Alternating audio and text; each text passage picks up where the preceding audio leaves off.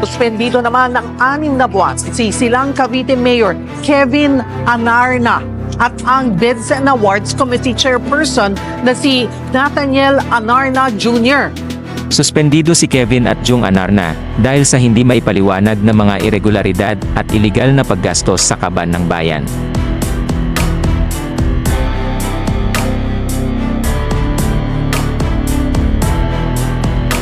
Ang maanumalyang paggastos sa bulaklak at ilaw sa Silanggenyo Ball 2023 ay tip of the iceberg pa lamang, o ibabaw pa lamang ito. Dahil meron pang mga iligal na ginastos mula sa kaban ng bayan na ayon sa magkakahiwalay na COA observation ay nagkakahalaga ng 889,880 pesos, 9,704,541 and 50 centavos, 11,053,922 and 98 centavos, at 1,508,802,258 and 73 centavos. Isa-isahin po natin ito, ayon sa COA Audit Observation Memo Report, nasa 889,880 pesos ang ginasto sa Silanggenyo Ball noong 2023 na punong-puno ng anomalya. Isa dito ang pagrenta sa tuxedo sa halagang 122,108 pesos.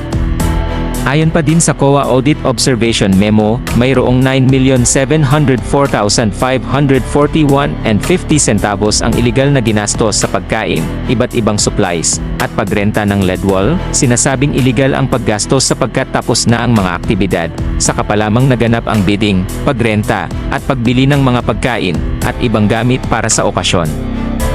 Hindi lamang yan. Ayon pa din sa COA Audit Observation Memo nitong June 7, 2024 lamang, ay may irregularidad sa 11,053,922 and 98 centavos na ginastos sa pagkain sa buong taon ng 2023 para sa iba't ibang aktibidad.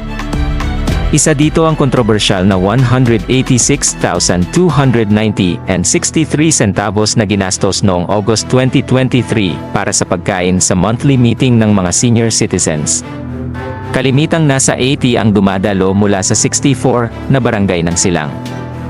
Simpleng mathematics lang po ito, 186,290 and 63 centavos divided by 80 senior citizens is equal to 2,328 and 63 centavos. Presyo na po ito ng buffet meal sa isang 5-star hotel.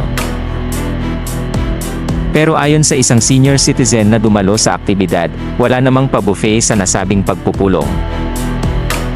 But wait, there's more. Meron pong mga pagkain na binayaran sa Blackbird Restaurant noong July 27 at August 7, 2023 na nagkakahalaga ng 99,417 and 19 centavos at 112,812 and 20 centavos.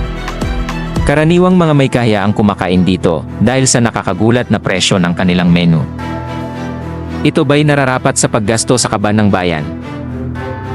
Hindi lamang milyon ang nilustay dahil ayon pa din sa COA Audit Observation Memo noong January 25, 2024 mayroong 1,508,802,258 and 73 centavos ang ginastos ng administrasyon ng suspendidong alkalde ang walang disbursement vouchers. Anong ibig sabihin po nito? Walang mga dokumentong nagsasabi kung saan ginastos ang 1,5 bilyong laman ng kaban ng bayan. 5,725 na transaksyon ang walang disbursement vouchers, saan ginastos o dinala ang mahigit 1.5 bilyon. Sinasabi ng iba maliit ang 160,000, maliit ang 186,290 pesos, pero umabot po sa mahigit sa 1,5 bilyon ang ginastos ng iligal sa pondo ng bayan. Maring sabihing nagkamali si Kevin at Jung sa una, pangalawa, hanggang 10 beses sa pagproseso sa paggastos, subalit ang magkamali sa mahigit 1 taon at umabot sa bilyon ang iligal na ginastos, ito ay mulat na paggawa ng mali para magnakaw sa kaban ng bayan. Patong-patong na kaso ng iligal na paggastos sa kaban ng bayan ang kinakaharap ngayon ng magkapatid na Kevin at Jung Anarna. Maliit man o malaki, ang pagnanakaw sa kaban ng bayan ay pagnanakaw pa rin.